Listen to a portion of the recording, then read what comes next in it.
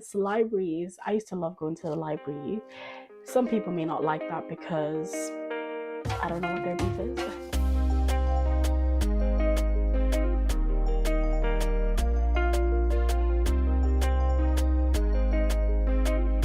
So welcome back to my channel. It's Vicky M, and in today's video we are going to be naming the top 5 best study locations. Yes, when you're revising for exams, etc. So let's get into the video.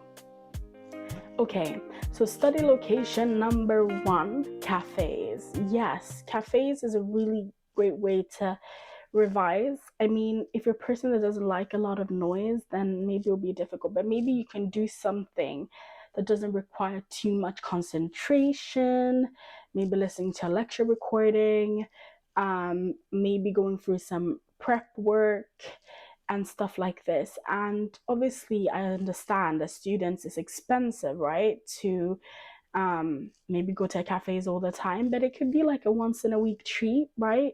And you could even do basically in the morning you go to the cafe, and then later in the evening you go back home to revise or wherever the next location is. But cafes has been really useful for me anyways. I didn't use them too much, but like it's a great way to have a little break, have a coffee, have a drink, maybe do some work before my next class and stuff like this, if I didn't finish up on some prep work, or maybe if I'm in the library and I need a bit of a break, a refreshment, and then after like continue listening to my lecture recorded in the cafe.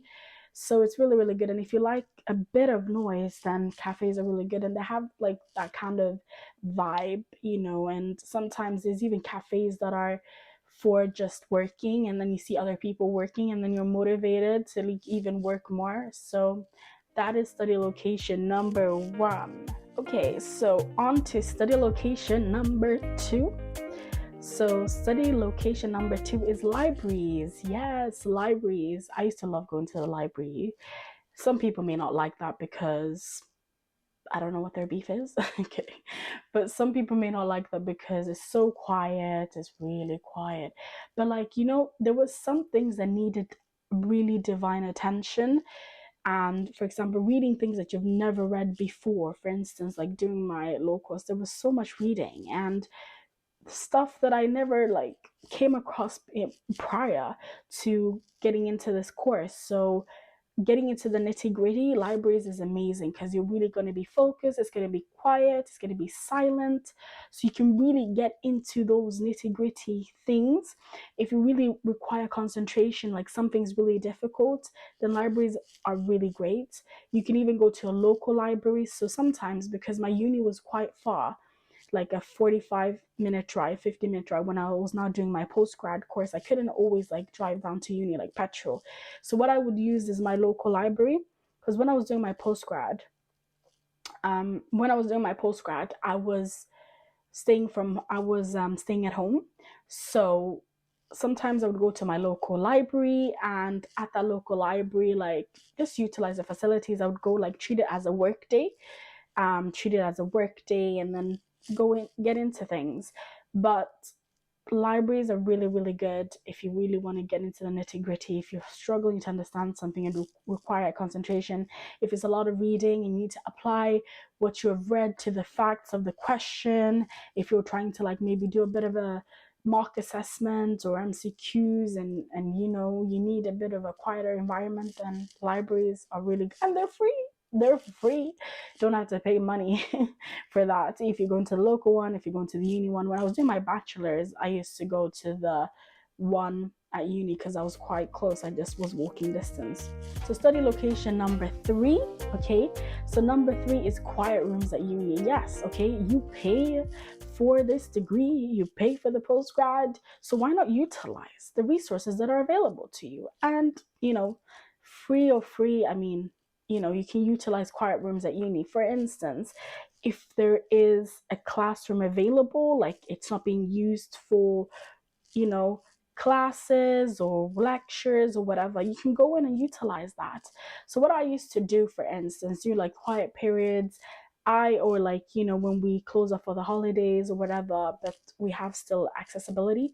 So referring to when I went for my uni for postgrad. So what I would do, I'll drive, get all my stuff ready, I'll have breakfast before I leave the house, then get all my materials and go there. And like, there's so many things that you can do in the quiet room. So for example, if you're having a presentation, there is a blackboard, there is also like the pen. So for example, if I really want to understand, I would test myself, do little quizzes. I would act as if I'm teaching to make sure that I'm grasping the information. So if after I've gone through something, I'll be like, okay, explain it to someone else. So act as if you're explaining it to somebody else who has never done the course before. You can, test yourself on mock assessments. You can do a whole assessment, a whole practice paper under time conditions, using the classroom. You can, for instance, you can do so many things. You can go into like really divine concentration. I mean, whereby, for instance, like you have a lot of reading and you have things to grasp. You can listen to lecture recordings. I mean, there's so many things you can utilize at a quiet room at uni. It's like treating it as your own office and getting done what you need to get done, and making sure you have lunch with you, and then you take your lunch, and then afterwards you can go out, stretch your legs, and then you come back. But I found it as a really useful resource. I used to get all my printing and organizing of files done there because the printer were at uni, but like I would spread out all my files and organize them there, if I wanted to do highlighting, and then I can section out, okay, I dealt with this section now I'm going to deal with this next section now. So it was really, really good.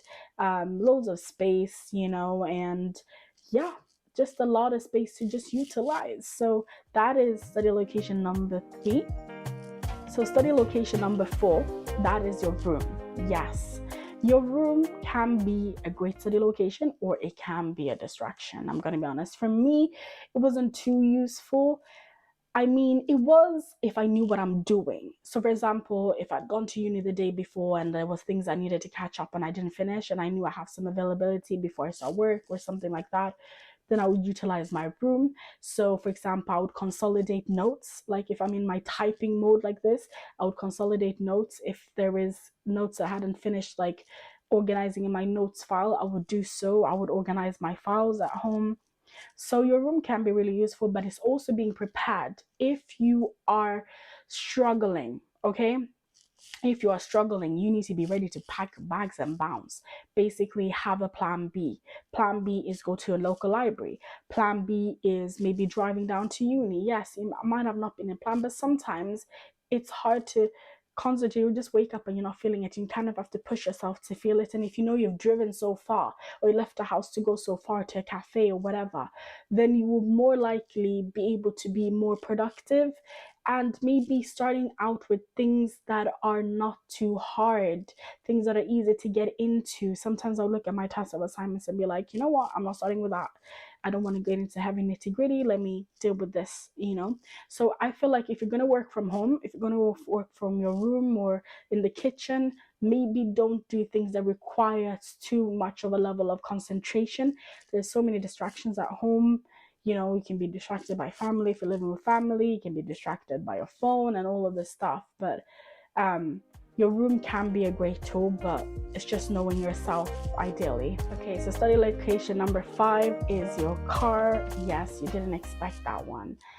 I mean, it's maybe not the best place, but it could be a useful place, in between errands, in between your regular day-to-day activities, like, for instance, when you're doing a master's or dissertation, you have a lot of journal articles that you have to get through.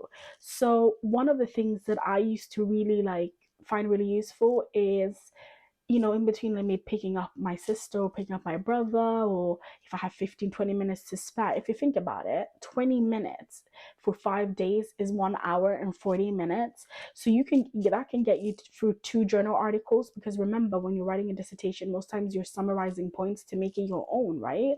So that is really useful. That's really something to think about. You can even listen to your audio files when you're going for a long drive. You can listen to a lecture recording, because subconsciously it is going in. Yes, it's really going in. So I know you didn't think about your car, be like, what is this girl talking about? But your car can really be useful. You know, obviously you're not going to gather all your files and put it in the car, right? But you're going to utilize that little time that you have in between, especially for reading through like journal articles and stuff like that, summarizing points, and you make little notes, have a pen and your little file ready, and you be like, okay, I can use that for this, I can use that for that. So that is really, really helpful in terms of like saving time. Anyways, that was all the 5 best study locations. Thank you so much for watching my video, and make sure to like, comment, subscribe, and let me know in the comments, like, what are your best study locations? What have you realized during your time of studying, during your time doing college or your bachelor's or your post-grad? Where are your best study locations? What did you find worked for you, and what did you find didn't work for you? Let me know in the comments below. God bless, and see you in the next video.